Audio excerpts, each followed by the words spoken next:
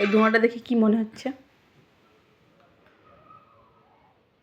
আমাকে অক্সিজেনের অভাবে মেরে দেয় ঠান্ডা। মেরে দেবো? তাহলে তো তুমি তোমার সম্পত্তি তো আমাকে লিখে দিয়ে যাওনি পুরোটা, শুধু আমি হাফটা পাবো। তোমার উদ্দেশ্য কি সম্পত্তি নাকি অন্য ছেলের সঙ্গে প্রেম, সে ভগবান।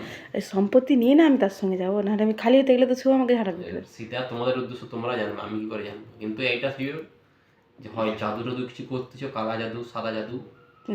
সাদা ধোঁয়া মানে সাদা জাদু? সাদা জাদু, সেটাই তুমি জানো ভালো করে। হুম। না হলে অক্সিজেনের অভাবে আমাকে কিছু করে দেওয়া। দেখো না, নিঃশ্বাস নিচ্ছি, অক্সিজেন নয়, কার্বন ডাইঅক্সাইড নিচ্ছি। তাই? হ্যাঁ। বাবা, তুমি তো যা ঢেকুর উঠলে যেন সকালবেলা বিশাল কিছু খাওয়ান দাওয়ান হয়েছে আজকে বৃহস্পতিবারে বাজারে। এই তো একটু আগে একজন পাঠিয়েছিলাম, কি বলে এটা, সেই গুড় পিঠা, কি গুড় কি? পিঠা, আচ্ছা। গুড় পিঠা খেতে টেস্ট লাগছিল, আর সরু পিঠা আর মিষ্টি আমাদের ছিল, এটা খেয়েছি। উফ, কম পড়ে গেছে, যদিও কম কম দিয়েছে একটু। কি কম পড়ে গেছে কোনটা? গুড় পিঠাটা তো ঠিক আছে, সরু পিঠা একটু কম পড়েছে। সর্বিটা কম পড়ে গেছে?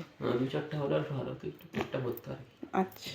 তা এখন যে সম্বন্ধী আবার যে ছোট সম্বন্ধী যে গেছিলো বিচা কলা আনছে, তাহলে দেখো, বিচা কলা সেই প্রথমে গাছ লাগাইছে, তারপরে কলা হয়েছে, তারপরে তাকে ভাঙছে, তারপরে তাকে রান্না হয়ে তারপরে আনছে। কারণ আমি তো সেই 10 দিন আগে মানে বলছিলাম যে বিচা কলা খাবো, সে বলে আমি কালকেই পাঠিয়ে দিচ্ছি, একদম রান্না করাই হয়েছে। তো অষ্টম পহর না হলে তোমাকে এমনি কি করে সে পাঠিয়ে দিবে? অষ্টম প্রহর হচ্ছে তো কাল, তারপরের দিনে অষ্টম পরে ছিল।